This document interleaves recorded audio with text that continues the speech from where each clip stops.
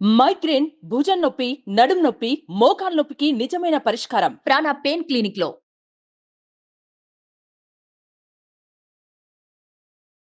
నమస్కారం డాక్టర్ ప్రదీప్ జోషి గారు. శ్రీమాత్రి. ప్రీవియస్ వీడియోలో బంగారంని ఏ ఏ తిథుల్లో ఏ ఏ వారాల్లో ఏ నక్షత్రాల్లో కొనాలి అనేటువంటి చెప్పారు కదా. కొంతమంది అంటే బంగారాన్ని తాకట్టు పెడుతూ ఉంటారు.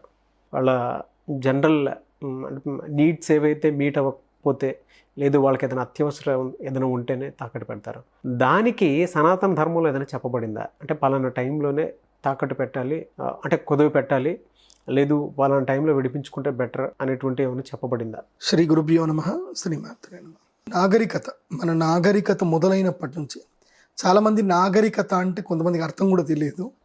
నాగరికత అంటే మనిషి సంఘజీవిగా బతికినప్పటి నుంచి మొదలు. అంటే మనుషులు ఎప్పుడు ఒక కుటుంబంగా ఒక తెగలుగా ఒక్కొక్క దగ్గర ఉండేవాళ్ళు.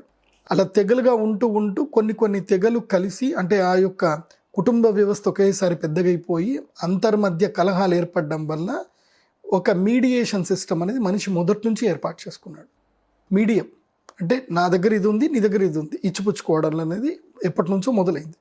మొదలు ఆహార పదార్థాలు, తర్వాత వాళ్ళు చేసిన వస్తువులు, వస్తు మార్పిడి పద్ధతిలో ఉంటుంది. తర్వాత ఏం చేశారు అంటే మనిషి ఏ పదార్థానికి ఎక్కువ విలువ ఉందని చూశాడు. దాని లోపల ఎక్కువగా భూమికి ఫస్ట్ విలువ ఇచ్చాడు. భూమిని ఇచ్చిపుచ్చుకోవడం వల్ల కూడా జరిగింది. కాకపోతే అది వర్కౌట్ అవ్వట్లేదు. బికాస్ ఇట్స్ నాట్ మూవబుల్ కూడా అయ్యి ఉండాలి. అప్పుడు వాళ్ళు ఆలోచించింది ఏంటంటే కేవలం బంగారం మాత్రం ఆలోచించారు. అప్పటి నుంచి బంగారు నాణాలు తయారు చేసుకోవడం, బంగారం ఇచ్చిపుచ్చుకోవడం అనేది మనకి నాగరికత అనేది అక్కడ నుంచి స్టార్ట్ అయింది. సివిలైజేషన్. సో సివిలైజేషన్లో మనకి బంగారు నాణ్యాలు, వెండి నాణ్యాలు, రాగి నాణ్యాలు, ఇలా నాణ్యాలతోటి మన జీవితాలు ప్రారంభమయ్యాయి. అంటే బంగారానికి ఎప్పటి నుంచో విలువ ఉంది. అయితే ఒక వ్యక్తికి జీవితంలో ఒకటి అవసరం పడింది అంటే బంగారం కుదో పెట్టుకోవడం అనేది ఇప్పటి నుంచి కాదు, చాణక్యుడి కాలం నుంచి కూడా ఉంది. కేవలం ఈ టైంలోనే కాదు కుదో పెట్టుకోవడం, బంగారం కుదో పెట్టుకోవడం. బికాజ్ ఇప్పుడంటే ఈ వడ్డీ కింద ఉంది, కానీ పూర్వకాలం ఈ వడ్డీ అనేది చాణక్యుడు రాకన్నా మునుపు వడ్డీ అనేది ఉండకపోతుండే. ఈ వడ్డీ క్రియేట్ చేసింది కూడా చాణక్యుడే. వాస్తవంగా చెప్పాలంటే చాణక్యుడు రాకన్నా మునుపు వడ్డీ ఉండేది కాదు. ఇప్పుడు నాకు పలానా భూమి కొనుక్కోవాలనుకుంటున్నాను. సో ఆ భూమి కొనుక్కోవాలంటే నాకేం కావాలి అని అంటే నాకు డబ్బు కావాలి.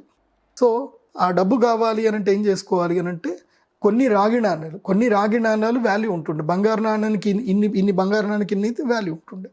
సో అలా ఇచ్చి తీసుకునేవాళ్ళు. ఇప్పుడు కూడా బంగారం అనేది కుదోబెట్టుకోవడం అనేది ఒక అద్భుతమైన వ్యాపారం. ఇప్పుడు చాలామందికి ఒక అద్భుతమైన వ్యాపారం. ఎందుకోసం అంటే బంగారం ఎవడైతే కుదో పెడతాడో వాళ్ళు ఎంత ఇస్తారు? 70% మాత్రమే ఇస్తారు. 30% వాళ్ళ దగ్గరనే మార్జిన్ కింద పెట్టుకుంటారు వాళ్ళు. అంటే బంగారానికి 100% వాల్యూ ఎప్పుడు కూడా వాళ్ళు ఇవ్వరు. ఎందుకు ఇవ్వరు అంటే రేపు నువ్వు కట్టకపోతే, వడ్డీ ఇక్కడ దాకా కుదిరితే అన్న మాటలు మాట్లాడతారు. కానీ బంగారం ధర పెరుగుతుంది ఆ మాట మాత్రం మాట్లాడరు. ఇది లాజిక్ అందరూ మర్చిపోతారు. అందుకే బంగారం కుదో పెట్టడము అంటే ఒక విధంగా బంగారం కోల్పోవడానికి కూడా అర్థం వస్తుంది. ఎందుకోసం అంటే నీ టైం బాగా లేదు, నువ్వు తిరిగి ఆ వడ్డీతో సహా డబ్బు కట్టలేకపోయావు, నీ బంగారం ఏమైపోతుంది? వాళ్ళు తీసేసుకుంటారు. బికాస్ వాళ్ళు రాయించుకుంటారు కూడా, అదే రాయించుకుంటారు కదా, బంగారం మేము వేలం వేస్తాం, వేలం వేయించి మేము తీసేసుకుంటాం అని చెప్పేసి అన్నట్టు. ఇది జరుగుతుంది. ఇది జరగొద్దు అని అంటే ఫస్ట్ బంగారం కుదో పెట్టేటప్పుడు ఈ నక్షత్రం గురించి కుదో పెట్టుకోండి. ఈ నక్షత్రంలో బంగారం కుదో పెట్టకూడదు. కొన్ని నక్షత్రాలు చెప్తాను. ఆ నక్షత్రంలో బంగారం కుదో పెట్టారు అని అంటే జీవితంలో మీరు ఆ బంగారాన్ని వెనక్కి తీసుకోలేరు. వెనక్కి తీసుకోవాలంటే అతి కష్టం మీద వస్తుంది. ఏ నక్షత్రం సార్ అవి? అనురాధ నక్షత్రము, భరణి నక్షత్రము, ఆరుద్ర నక్షత్రము, హస్త నక్షత్రము, మూలా నక్షత్రము, అదేవిధంగా జ్యేష్ఠ నక్షత్రం. ఈ 6 నక్షత్రాల్లో బంగారాన్ని కుదో పెట్టకూడదు. పెడితే అది అటే. భరణి నక్షత్రము యమధర్మరాజు నక్షత్రం. నువ్వు బంగారం ఆ రోజు కుదోబెట్టావు అంటే మృత్యువు సూచన చూపిస్తుంది అనమాట. అది అంటే ఇంకా ఆ బంగారం నీకు రాదు, బంగారం చనిపోతుంది అని అర్థం. అంటే వేరే వాళ్ళకి వెళ్ళిపోతుంది, నీకు రాదు అని అర్థం. భరణి నక్షత్రం. ఆరుద్ర నక్షత్రంలో బంగారం పెడితే ఇంకా బంగారం అట్టే, ఇంకా దొరకదు. అలాగే అనురాధ నక్షత్రంలో బంగారం పెడితే దొంగల పాలవుతుంది. మూలా నక్షత్రంలో బంగారం పెడితే మూల కూర్చుంటుంది, ఇంకా బయటకు రాదు, అది మూల కూర్చుంటుంది. జ్యేష్ఠ నక్షత్రంలో బంగారం కుదువ పెడితే జ్యేష్ఠ అంటే అర్థం ఏంటంటే పెద్దది, మీరు ఆ రోజు కనుక బంగారం కుదువ పెడితే మీకు వడ్డీ పెరుగుతా పోతుంది, తిరిగి రాదు. ఇవి చాలా ఇంపార్టెంట్ నక్షత్రాలు. ఈ నక్షత్రాల్లో బంగారం ఎట్టి పరిస్థితుల్లో కుదువ పెట్టకూడదు. ఇవి మీ క్యాలెండర్లో రెడ్ మార్క్ చేసి పెట్టుకోండి, బంగారం కుదువ పెట్టుకోకూడదు అని చెప్పి. మీరు కుదువ పెట్టుకోవాలి అనుకుంటే ఇది చాలా ఇంపార్టెంట్. తర్వాత నక్షత్రాలు చాలా ఇంపార్టెంట్ బంగారం కుదువ పెట్టుకోవడానికి. వారాలతో పెద్దగా ఉండదు, కానీ శుక్రవారం మాత్రం పెట్టకూడదు. శుక్రవారం బంగారం కుదువ పెట్టారు అనుకోండి, మీ బంగారంతో పాటు మీ సుఖాలు మీ భోగాలు కూడా వాడికి వెళ్ళిపోతాయి.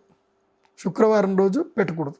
ఎవరైతే శుక్రవారం బంగారం కుదువ పెడతారో వాళ్ళకి ఆ బంగారము తిరిగి రాదు.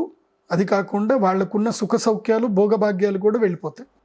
అందుకోసం శుక్రవారపు పొద్దు సిరిని విడవద్దు అని శాస్త్రం చెప్తుంది. శుక్రవారం రోజున సిరిని ఎప్పుడు విడవద్దు, సిరిని విడవకూడదు. అలాగే ఆడపిల్లని కూడా అత్తగారింటికి పంపించినప్పుడు శుక్రవారం పంపించకూడదు. ఆడపిల్ల అత్తగారింటి నుంచి తల్లిగారింటికి వచ్చినప్పుడు కూడా శుక్రవారం రాకూడదు. ఎవరైనా ఆడపిల్ల శుక్రవారం రోజు ఇంటికి నుంచి వెళ్ళిపోయింది అనుకోండి, ఇంకా తిరిగి రావడం కష్టం. అట్లా అందుకోసం శుక్రవారం రోజు ఆడపిల్లని పంపించకూడదు. ఆడపిల్ల కూడా సిరి సంపదలతో సమానం. బంగారం ఎంత ముఖ్యమో జీవితంలో స్త్రీ కూడా అంతే ముఖ్యం. స్త్రీకి బంగారం కన్నా ఎక్కువ విలువ ఉంది. కాబట్టి ఆడవాళ్ళని ఎప్పుడు కూడా శుక్రవారం రోజు పంపించకూడదు. చాలా మంది ఇప్పటికీ పెళ్లిలో కొంతమంది శుక్రవారం రోజు పెళ్ళి అయితే శుక్రవారం కన్యాదానం చేస్తారు, కానీ మేము అప్పగింతలు మాత్రం శుక్రవారం చేయమండి, మీరు ఓ రోజు రాత్రంతా ఇక్కడ ఉండండి, తెల్లారి మేము అప్పగింతలు ఇస్తాము అని అంటారు. అంటే శనివారం రోజున అప్పగింతలు చేస్తారు. ఇలా చాలా ఇండ్లలో కూడా జరుగుతాయి. కాబట్టి శుక్రవారం రోజు సిరిని విడవద్దు, బంగారం కుదువ పెట్టకండి. ఈ నక్షత్రాలు నేను చెప్పిన నక్షత్రాలు గుర్తుపెట్టుకోండి. మరి బంగారం కుదువ పెట్టాం, ఇంకా వేరే ఏ నక్షత్రంలోనూ తెలుసో తెలియక కుదువ పెట్టారు, ఆ బంగారం రాబట్టుకోవాలి. ఎలా రాబట్టుకోవాలి అని అంటే ఒక అద్భుతమైన నక్షత్రం ఉంటుంది. ఆ నక్షత్రంలో బంగారం కుదువ పెడితే బంగారం పోతుంది.